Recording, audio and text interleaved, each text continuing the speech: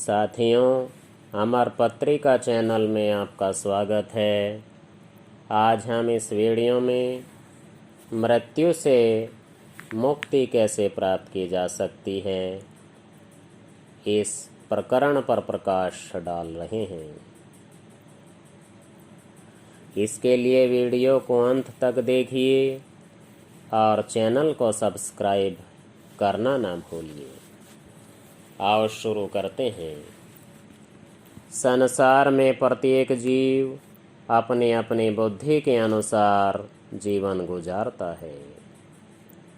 यही जीवन उन मनुष्यों के लिए बंधनकारक बन जाता है जो यह नहीं समझते कि यथार्थ रूप में जीवन जीने की क्या कला है या जीते जी मुक्ति कैसे प्राप्त हो।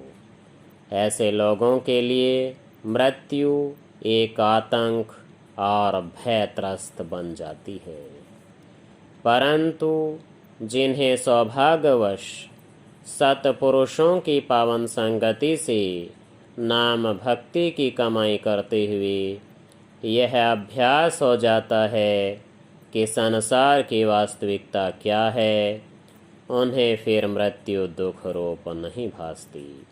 ऐसे महान संत सत्पुरुष ही हमें आत्म तत्व का बोध कराते हैं कि जीते जी कैसे मृत्यु से निर्भयता को प्राप्त करें, व परलोक में भी सुख एवं आनंद पूर्वक जीवन व्यतीत करें। जरा सोचो तो सही कि क्या मौत ही हमारे जीवन की अंतिम सत्ता है? मृत्यु के पश्चात मनुष्य कहाँ जाता है? हम मृत्यु के नाम से क्यों डरते हैं? यहाँ तक कि मृत्यु का स्मरण करते ही हमारी देह तक कांप उठती है। विचार इस बात का करना है कि सभी को यह भली भांति विदित भी है कि एक न एक दिन सबको इस नश्वर संसार से कूच करना है। फिर भी हम मौत से भय खाते हैं। सत्य तो यह है कि चाहे कोई किसी धर्म, संप्रदाय अथवा जाति से संबंध रखता हो, किंतु प्रकृति का अटल विधान तो सबके लिए एक समान है। निष्कर्ष यही है कि मृत्यु का भय केवल अज्ञानी पुरुषों को ही व्यथित करता है।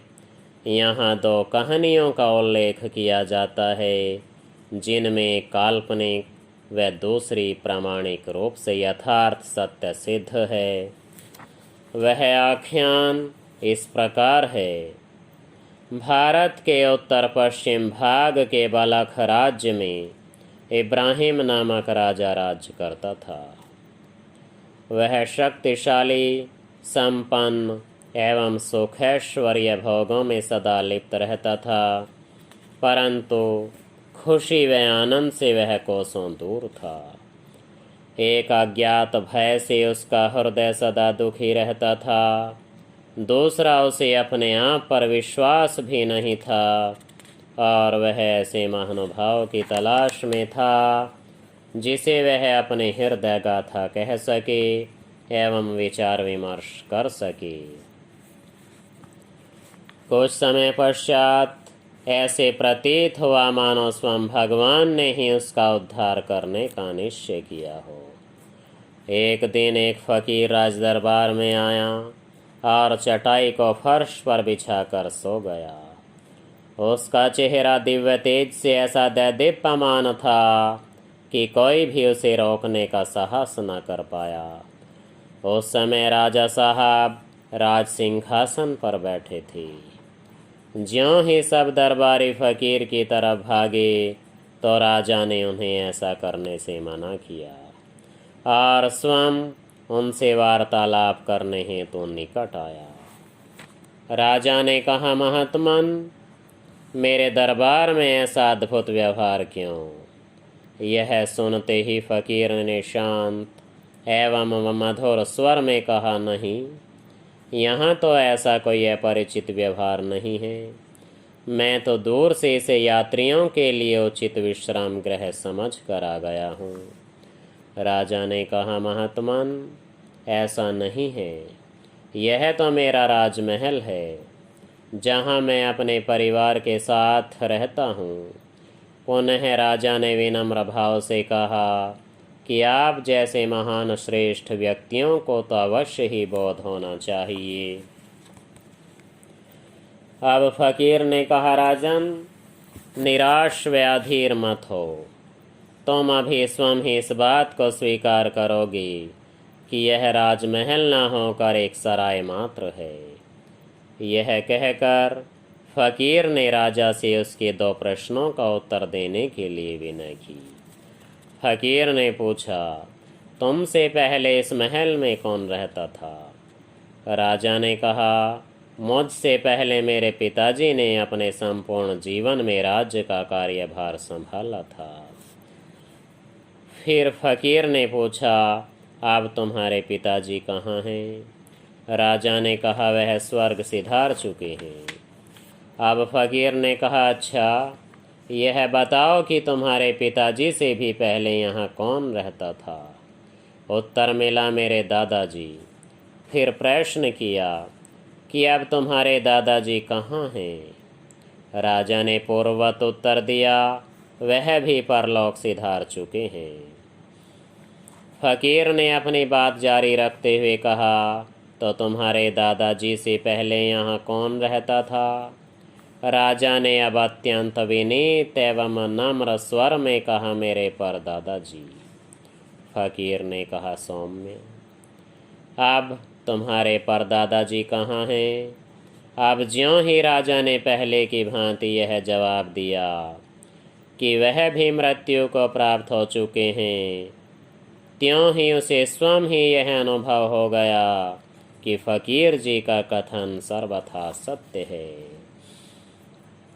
फकीर जी ने जाने से पहले पुनः राजा को अपनी प्रेम पूर्ण वाणी में यह सदुपदेश दिया, महाराज, तुम्हें भी संसार सराय से एक दिन अवश्य ही कूच करना होगा। निसंदेह संत जन परमार्थी और परोपकारी होते हैं। वे अपने शीतल स्वभाव एवं आनंद रूप क्रियात्मक जीवन का सानिध्य देकर मायावी जीवों की संदेह युक्त भ्रांतियों को सहज ही में दूर कर देते हैं। अब फकीर जी के सत्संग से राजा के भीतर सत्यता की ऐसी दिव्य आभा जागृत हुई कि उसने अपने राजमहल, रानियां, वैभव और धन संपत्ति का त्याग कर महात्मा बुद्ध की तरह संन्यास धारण किया और अपने दरबारियों से कहा, यह संसार नित्य रहने वाली वस्तु नहीं है, यह मिथ्या एवं क्षण भंगुर है। माया के छलावे में आकर हम अपने जीवन के वास्तविक उद्देश्य को भूल चुके हैं। जन्म मरण के इस चक्र में क्या गहन रहस्य है। अब मुझे अपने शेष जीवन में इस प्रश्न का उत्तर प्राप्त करना है। ऐसा कहा जाता है कि वह राजा भारत की ओर गया और परम संत श्री कबीर साहिब जी से भेंट होने पर उसने जन्म मृत्यु के गुप्त भेद का ज्ञान प्राप्त किया। इस विषय में ही अन्य घटना हमारे ही समय में घटित प्रत्यक्ष सत्य की कसौटी पर खरी उतरती है। यह घटना हमारे महान एवं सम्माननीय दिव्य महापुरुष श्री रामकृष्ण परमहंस जी से संबंधित है। श्री रामकृष्ण परमहंस जी के देहावसान के बाद उनकी पत्नी श्रीमती शारदामणि ने, जो कि पारमार्थिक उच्च कोटि की साधिका थी, वे अपने श्रद्धालुओं के लिए जगत माता के नाम से सम्मानित थी, अपने कंगन चूड़ियाँ तोड़ने का निश्चय किया कि वह अब विधवा हो चुकी है, चूँकि उनकी कलाई आकार में बढ़ चुकी थी और चूड़ियाँ बाजू से बाहर आने में बाधक थी। ऐसे में खिन्न होकर ज्यों ही उन्होंने तोड़ने के लिए हथौड़ा उठाया कि पीछे से आवाज आई, शारदा, शारदा, यह तुम क्या कर रही हो? मैं मृत्यु को प्राप्त नहीं हुआ। मैंने तो केवल एक स्थान से दूसरे स्थान की ओर ही प्रस्थान किया है। शारदामणि ने जैसे ही पीछे देखा तो कहा, आश्चर्य। उसने श्री रामकृष्ण जी को अपनी पीठ के पीछे खड़े हुए देखा, जबकि वह पिछली रात परलोक गमन कर चुके थे। यथार्थतः जब संत महापुरुषों के उपदेशों से ज्ञान का सूर्य उदय होता है तो मनुष्य मौत से निर्भय हो जाता है। साथियों, इस वीडियो में बस इतना ही। मिलते हैं अगली वीडियो में एक नए प्रकरण के साथ।